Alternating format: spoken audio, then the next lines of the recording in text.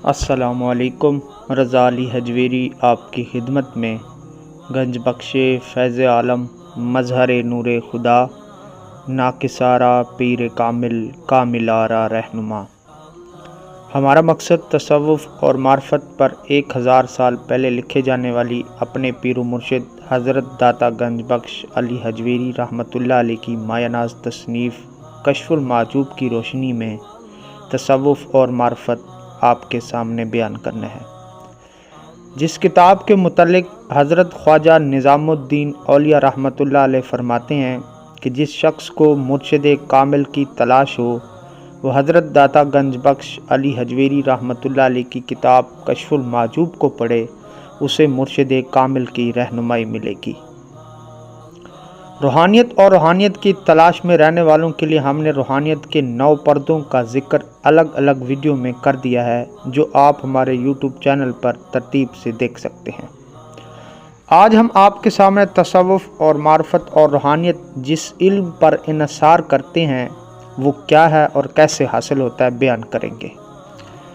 حضرت امام احمد بن حنبل کے پاس کوئی معرفت الہی کے علم کے متعلق دریافت کرنے آتا تو آپ اسے حضرت شیخ بشر حافی رحمۃ اللہ علیہ کے پاس بھیج دیتے تھے۔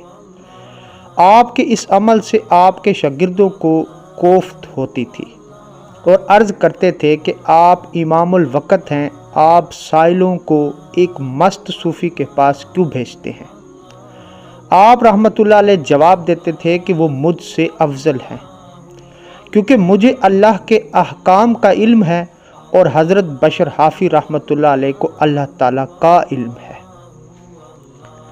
حضرت ابو ہریرہ رضی اللہ تعالیٰ عنہ فرماتے ہیں کہ میں نے رسول اکرم صلی اللہ علیہ وآلہ وسلم سے علم کے 2 برتن محفوظ کیے، ایک تو تم میں پھیلا دیا ہے اور دوسرا اسے پھیلاؤں تو لوگ میرا گلا کاٹ دیں۔ یعنی مجھے حضور اکرم صلی اللہ علیہ وآلہ وسلم سے 2 قسم کے علم ملے، ایک علم شریعت جو میں نے تمہیں بتا دیا، اور دوسرا علم اسرار و طریقت اور حقیقت۔ اگر وہ میں ظاہر کروں تو عوام نہ سمجھے گی اور مجھے بے دین سمجھ کر قتل کر دے گی۔ اسی طرح حضرت شاہ ولی اللہ محدث دہلوی رحمۃ اللہ علیہ اپنی کتاب انفاس العارفین میں لکھتے ہیں کہ ساری دنیا کے علوم بھوسا کی مانند ہے اور علم الہی دانہ ہے، اور پھر حق تعالیٰ کی ذات اور صفات میں یعنی فنا فی اللہ میں اس دانے کا مغز ہے۔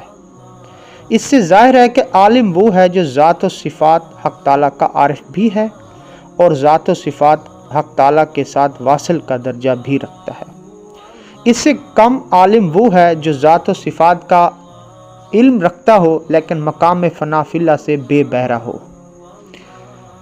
لیکن جاہل وہ ہے جو ساری دنیا کا علم تو رکھے لیکن حق تعالیٰ کے علم سے ناواقف ہو۔ بنیادی طور پر علم کی 2 اقسام ہیں، علم شریعت یعنی علم ظاہری۔ علم شریعت تو ہم علماء کرام سے سنتے اور پوچھتے رہتے ہیں، جن میں نماز، روزہ، زکوٰۃ، حج کے متعلق مسائل اور مسائل زندگی بیان کیے جاتے ہیں، جن کو شرعی مسائل کہتے ہیں اور جو مختلف احادیث کی کتابوں سے بھی حاصل ہوتے ہیں۔ نمبر 2، علم طریقت یا باطنی علم۔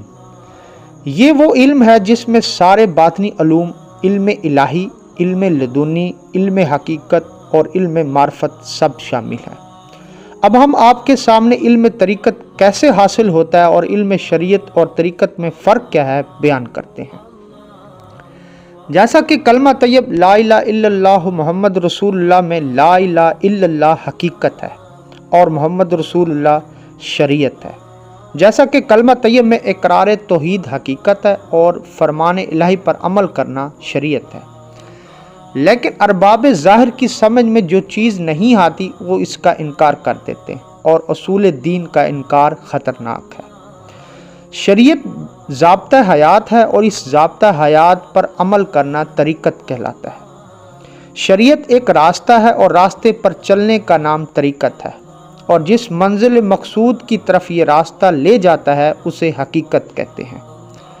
اور منزل مقصود پر پہنچ کر جو علم سالک کو حاصل ہوتا ہے اسے معرفت کہا جاتا ہے۔ اس سے ظاہر ہے کہ شریعت، طریقت حقیقت اور معرفت آپس میں کوئی علیحدہ چیزیں نہیں بلکہ ایک ہی سفر کی مختلف منازل کے نام ہیں، اور شریعت کے بغیر طریقت بیکار اور طریقت کے بغیر شریعت بے سود ہے، کیونکہ جب تک راستے پر چلا نہ جائے راستہ طے نہیں ہوتا اور منزل مقصود تک رسائی نہیں ہوتی۔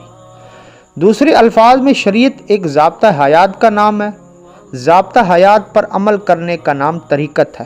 اور اس عمل سے جو کچھ حاصل ہوتا ہے اسے حقیقت اور معرفت کہتے ہیں۔ یعنی رد شریعت بے دینی ہے اور رد حقیقت کفر و شرک ہے، اور جب شریعت اور حقیقت دو الگ الفاظ کہے جاتے ہیں تو اس کا مطلب یہ نہیں کہ وہ ایک دوسرے کے خلاف ہیں،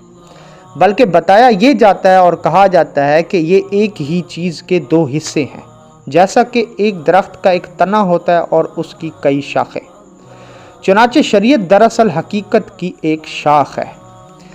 یا اس طرح کہہ لیں کہ شریعت ایک نسخہ ہے اور نسخے کے مطابق ادویات منتخب کرنا اور علاج کرنا طریقت ہے، اور اس عمل سے یا علاج سے جو توانائی اور صحت حاصل ہوتی ہے اسے حقیقت اور معرفت کہتے ہیں۔ امام مالک رحمۃ اللہ علیہ فرماتے ہیں، ترجمہ: جس نے تصوف سیکھا فقہ نہ سیکھا گمراہ ہوا، اور جس نے فقہ سیکھا اور تصوف نہ سیکھا گناہوں میں مبتلا ہوا، اور جس نے دونوں کو جمع کیا وہ حقیقت تک پہنچا۔ صوفیہ کرام اس روایت سے یہی بات بیان کرتے ہیں کہ جو علم حضرت سیدنا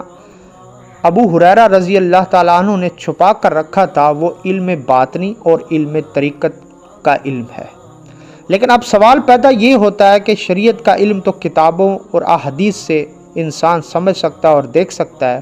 لیکن علم طریقت حاصل کرنے کا ذریعہ اور منبع کیا ہے؟ حضرت امام احمد بن حنبل کے پاس جب کوئی شریعت کا مسئلہ پوچھتا تو آپ اسے خود بتا دیتے تھے، اور جب کوئی اہل طریقت اور باطن کے اوپر گفتگو کرتا تو آپ اسے حضرت بشر حافی رحمۃ اللہ علیہ کے پاس بھیج دیتے تھے۔ اس کا مطلب یہ ہوا کہ علم طریقت، علم لدنی اور علم باطن اور علم حقیقت اللہ تعالیٰ کے نیک برگزیدہ اولیاء کرام سے سینہ بہ سینہ حاصل ہوتا ہے۔ اس کو حاصل کرنے کا طریقہ سلسلہ طریقت سے جڑنا ہوتا ہے، یعنی جب آپ کسی بھی سلسلے میں کسی بزرگ کے دستے بیعت ہوتے ہیں تب آپ کو اپنے مرشد کی خدمت اور نظر شفقت سے یہ علم حاصل ہوتا ہے۔ ہر علم کا مرکز سرکار صلی اللہ علیہ وآلہ وسلم کی ذات مبارکہ ہی ہے، اور وہاں سے صحابہ کرام اور صحابہ کرام سے اولیاء کرام میں منتقل ہوتا ہے۔ اس لیے حضرت سیدنا ابو بکر اور حضرت عمر فاروق رضی اللہ تعالیٰ عنہ سے ایک ایک سلسلہ طریقت، اور حضرت علی رضی اللہ تعالیٰ عنہ سے سلسلہ طریقت کی 8 شاخیں جاری ہیں، جس سے علم لدنی، علم باطن اور علم معرفت اور علم حقیقت جان سکتا ہے اور سمجھ سکتا ہے اور حاصل کر سکتا ہے۔ اللہ تعالیٰ سے دعا ہے کہ اللہ تعالیٰ ہمیں حق سچ بیان کرنے کی توفیق عطا فرمائے اور حق سچ سمجھنے کی توفیق عطا فرمائے۔ ویڈیو آپ کو پسند آئی تو چینل کو سبسکرائب کریں، لائک کریں اور شیئر کریں، اور اس متعلق آپ کا کوئی بھی سوال ہو تو آپ کمنٹس میں پوچھ سکتے ہیں۔ شکریہ۔